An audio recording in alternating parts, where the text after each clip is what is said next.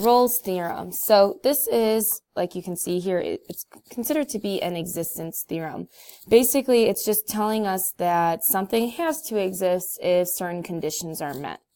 So let's see what those conditions are, and let's see what that something is that must exist. Rolle's theorem, it says, if f is continuous on the closed interval a to b, and f is differentiable on the open interval a to b, then if f of a equals f of b, then there is a c in a to b such that f prime of c equals 0. Okay, so let's understand what this is saying. Okay, so first of all, understanding that f is continuous. Well, just remember what we had talked about when we defined continuity, is that we know that a limit must exist everywhere. That's true. We know that the function must exist everywhere. That's true. And we also know that the limit must equal the function value everywhere. And all those things are true. Okay, so it's differentiable and continuous. Those three things would satisfy continuity.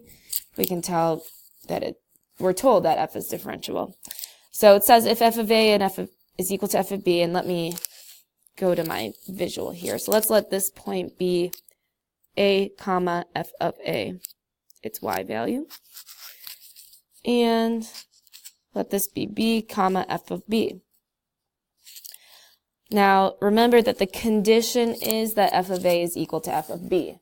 And what that means is that the y values at these endpoints are equal to each other.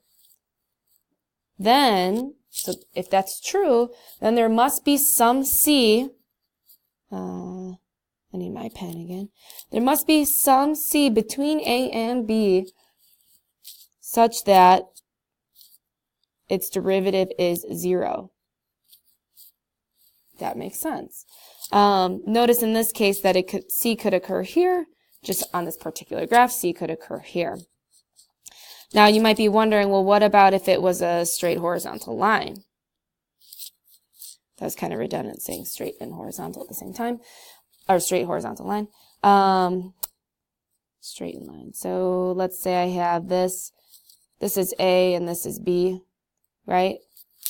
Well, then yeah, of course there would be a value c whose derivative or whose slope is 0. Okay, so this makes sense. Again, this is an existence theorem saying that if these conditions are met, that there must be some c such that f prime of c is 0. Okay, so again, it's an existence theorem and it's also a common sense theorem.